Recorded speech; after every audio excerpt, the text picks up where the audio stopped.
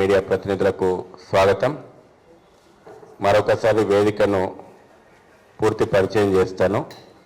Shri G Raghava Reddy గారు, భాగ్యనగర్ గణేశోత్సవ సమితి అధ్యక్షులు. నేను డాక్టర్ రావినూతల శశిధర్, ప్రధాన కార్యదర్శి, భాగ్యనగర్ గణేశోత్సవ సమితి. శ్రీ వైకుంఠం గారు, ఉపాధ్యక్షులు, భాగ్యనగర్ గణేశోత్సవ సమితి. శ్రీ గోవిందరాటి గారు, ఉపాధ్యక్షులు, భాగ్యనగర్ గణేశోత్సవ సమితి. మహేందర్ గారు, కార్యదర్శి, భాగ్యనగర్ గణేశోత్సవ సమితి. శ్రీరామ్ వ్యాస్ గారు, ట్రెజరర్, భాగ్యనగర్ గణేశోత్సవ సమితి. ప్రారంభం చేస్తున్నాను. భాగ్యనగరం లోపల 46వ సామూహికమైనటువంటి గణేష్ ఉత్సవాలను ఘనంగా వైభవోపేతంగా నిర్వహించడానికి విస్తృతమైనటువంటి ఏర్పాట్లు జరుగుతున్నాయి. 6 సెప్టెంబర్ 2025 రోజున శనివారం అనంత చతుర్దశి పర్వదినం సందర్భంగా భాగ్యనగరం లోపల 46వ సామూహికమైనటువంటి నిమజ్జనోత్సవాన్ని జరుపుకోబోతా ఉన్నాం. తెలంగాణ ప్రభుత్వంతో అన్ని దశల్లో ఇప్పటికే సమన్వయ సమావేశాలు పూర్తయినాయి. జిహెచ్ఎంసి, రంగారెడ్డి, మేడ్చల్ జిల్లాల పరిధి లోపల గణేష ఉత్సవాల నిర్వహణ కోసము, నిమజ్జనోత్సవాలను అనేక ప్రాంతాల లోపల ఘనంగా నిర్వహించడానికి విస్తృతమైనటువంటి ఏర్పాట్లు 18 ప్రభుత్వ విభాగాలను సమన్వయపరుస్తూ భాగ్యనగర్ గణేశోత్సవ సమితి నిర్వహిస్తూ ఉంది. భాగ్యనగరం లోపల 303 కిలోమీటర్ల పరిధి లోపల శోభాయాత్ర మార్గాలు ఉన్నాయి. ఈ మార్గాల లోపల పూర్తి స్థాయి సమన్వయం సాధించడానికి 160 టీంలను ఏర్పాటు చేయడం జరిగింది. గణేష్ యాక్షన్ టీంలను అన్ని స్థాయిల లోపల సమన్వయం చేస్తూ ప్రశాంతంగా, శోభాయమానంగా గణేష నిమజ్జనోత్సవాన్ని నిర్వహించడానికి ఏర్పాట్లు చేస్తూ ఉన్నాం. 6 సెప్టెంబర్ 2025 శనివారం అనంత చతుర్దశి రోజున వినాయక సాగర్తో పాటు, వినాయక సాగర్ అంటే వాడుక భాషలో దాన్ని హుసేన్ సాగర్ అంటున్నారు, కానీ అది వినాయక సాగర్. వినాయక సాగర్తో పాటు నగరం చుట్టూ అనేక ప్రాంతాల లోపల యథావిధిగా నిమజ్జనోత్సవం జరుగుతుంది. దీనికి సంబంధించి ఇప్పటికే జిహెచ్ఎంసి, హెచ్ఎండిఏ, పోలీసు కమిషనర్లతోటి సమన్వయ సమావేశాలు పూర్తి చేసి అన్ని ఏర్పాట్లు చేయడం జరుగుతుంది. ప్రతి సంవత్సరం ఒక టీం, ఒక స్ఫూర్తిని ప్రజల లోపల జాగృతం చేయడానికి భాగ్యనగర్ గణేశోత్సవ సమితి ప్రయత్నం చేస్తుంది. భాగ్యనగరం లోపల 1,40,000 గణపతి మండపాల ప్రతిష్ఠ జరుగుతూ ఉంది. సుమారు 30-35 లక్షల మంది ప్రజలు ప్రత్యక్షంగా ఈ ఉత్సవాల్లో భాగమవుతారు. స్వదేశీ స్ఫూర్తిని ప్రజల లోపల జాగృతం చేయడానికి ఈ సంవత్సరం గణపతి మండపాల కేంద్రంగా ఆ ప్రచారాన్ని ముందుకు తీసుకెళ్తున్నాం. భారతీయ సాంస్కృతిక గొప్పదనాన్ని చాటే విధంగా కార్యక్రమాలు నిర్వహించాలని మండప నిర్వాహకులకు పిలుపునిస్తూ ఉన్నాం.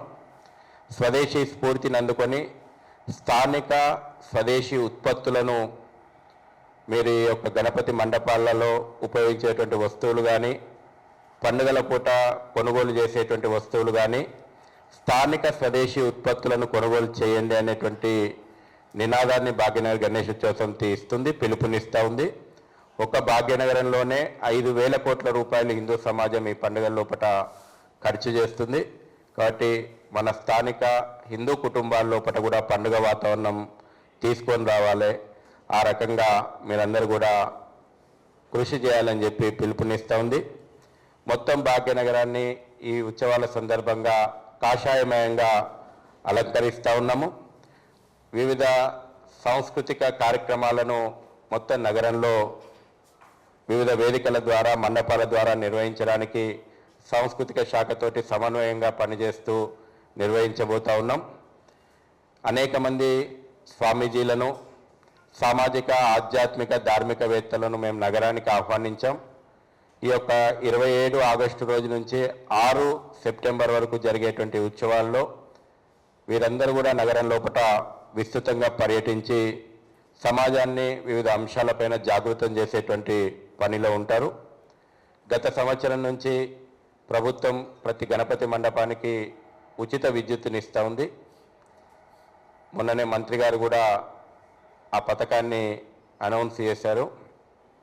అదేవిధంగా అన్ని స్థాయిల్లో ఒకట రోడ్ల మరమ్మతులు కానీ, తర్వాత ట్రీ కటింగ్ కానీ, ఎలక్ట్రిసిటీ కానీ ఎటువంటి ఇబ్బందులు లేకుండా అన్ని ప్రభుత్వ విభాగాల సమన్వయంతో పనులు ముందుకు పోతూ ఉన్నాయి. మేము ప్రతి గణపతి మండప నిర్వాహకునికి సూచిస్తూ ఉన్నాం, సరైనటువంటి భద్రతా ప్రమాణాలు పాటించాలి. ఎలాంటి ప్రమాదాలు జరగకుండా చూసుకోవాల్సినటువంటి బాధ్యత అందరిది. ప్రమాదాలను నివారించడం లోపల ప్రతి నిర్వాహకుడు బాధ్యతగా వ్యవహరించాలని చెప్పేసి మేము కోరుతా ఉన్నాం. దురదృష్టం ఇటీవల షార్ట్ సర్క్యూట్ జరిగి అనేక మంది నిర్వాహకులు, ఏర్పాట్లలో ఉన్నటువంటి నిర్వాహకులు విలువైనటువంటి వాళ్ళ ప్రాణాలు కోల్పోయినరు. నిర్లక్ష్యం విద్యుత్ శాఖలు అయినప్పటికీ మనం కూడా కొన్ని బాధ్యతలు పాటించాల్సిన అవసరం ఉంది. ఆ రకంగా ప్రతి నిర్వాహకుడు మన కుటుంబాల లోపల ఒక సంతోషకరమైనటువంటి వాతావరణం లోపల, దేశభక్తి దైవభక్తి పూరితమైనటువంటి వాతావరణం లోపల ఈ ఉత్సవాలు జరగాలేలా ప్రతి ఒక్కరు కూడా బాధ్యతగా మెలగాలని కోరుతా ఉన్నాం.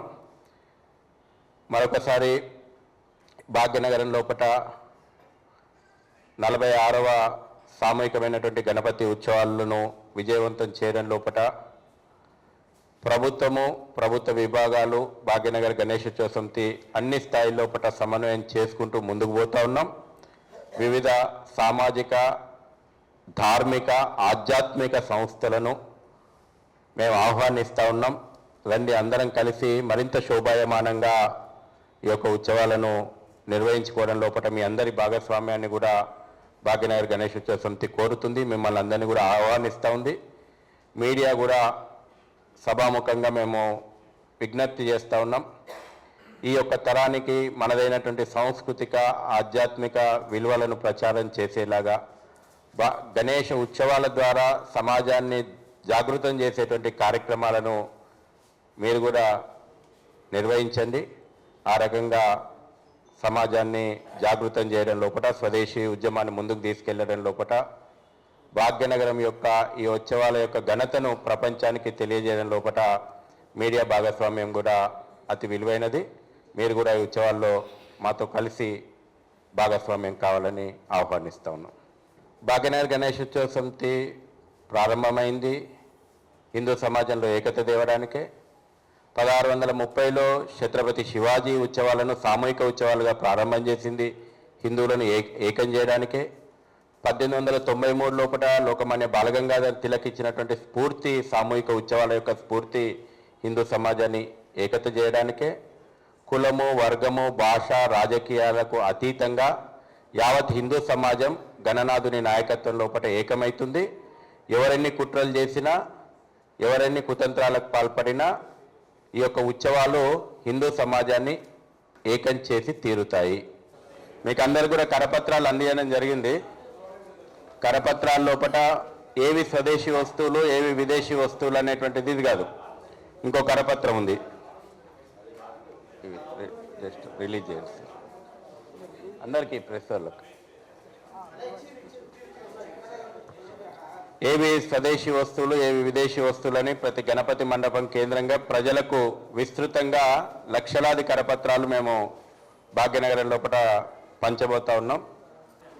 భాగ్యనగర్ గణేశోత్సవ సమితి సౌజన్యంతో అక్షయ వాహిని ఒరిజినల్స్ వారు గణనాథుని మీద అద్భుతమైనటువంటి ఒక భక్తి గీతాన్ని రచించి వారు రికార్డ్ చేయడం జరిగింది. శ్రీ మాదిరాజు డాక్టర్ నాగేశ్వరరావు గారు, మాదిరాజు గారు, సంగీతం ఓరిగంటి ధర్మతేజ గారు, గానం వెంకి గారు, అభిక్య గారు, అశ్విని గారు, వినయ్ స్టూడియోస్ వారు వారి సహకారంతో ఈ సంవత్సరం లక్ష్మీ చైతన్య, వెంకటేశ్వర్లు, దివల వీరగుప్త, డాక్టర్ సురేందర్ రాజు, వీరయ్య బాబు, అచ్యుతరావు గారుల యొక్క సహకారంతో ఈ పాటను విడుదల చేయడం జరుగుతుంది. ఒకసారి మీరు కూడా అందరూ ఈ యొక్క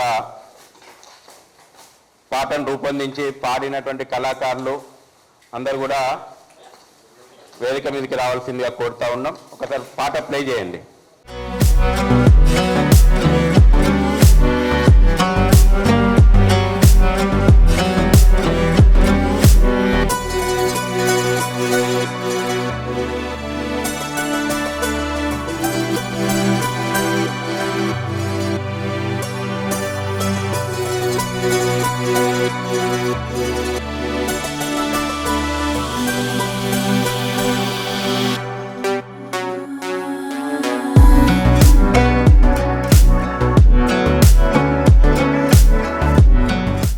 రాత్రి 9 గంటలకు ప్రతి గణేష్ మండపం వద్ద సామూహికమైనటువంటి హారతి ఆ బస్తీ ఆ గల్లీలో ఉన్నటువంటి ప్రజలందరూ కూడా కలిసి సామూహికమైనటువంటి హారతి రాత్రి 9 గంటలకు నిర్వహించి మన ఐక్యతను చాటాలని, హిందూ సంఘటిత శక్తిని ప్రదర్శించాలని భాగ్యనగర్ గణేశోత్సవ సమితి పిలుపునిస్తూ ఉంది.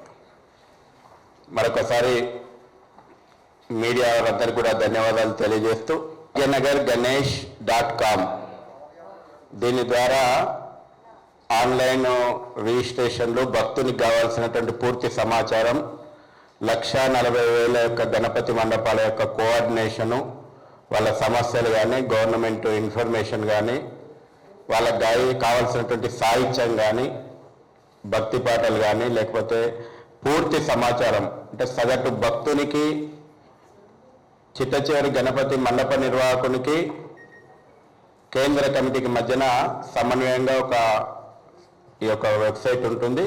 దీని సేవలు కూడా భక్తులు ఉపయోగించుకోవచ్చు. పూర్తి సమాచారం ఉంటుంది. దీని ద్వారా పోలీసులకు కూడా ఇంటిమేషన్ ఇవ్వచ్చు. మీరు పోలీస్ స్టేషన్ పోవాల్సిన అవసరం లేదు. ఈ సైట్లో కన్సర్న్ పోలీస్ స్టేషన్ మీరు ఓపెన్ చేసుకొని ఫామ్ ఫిలప్ చేస్తే ఆటోమేటిక్గా పోలీస్ స్టేషన్కి ఇన్ఫర్మేషన్ పోతుంది.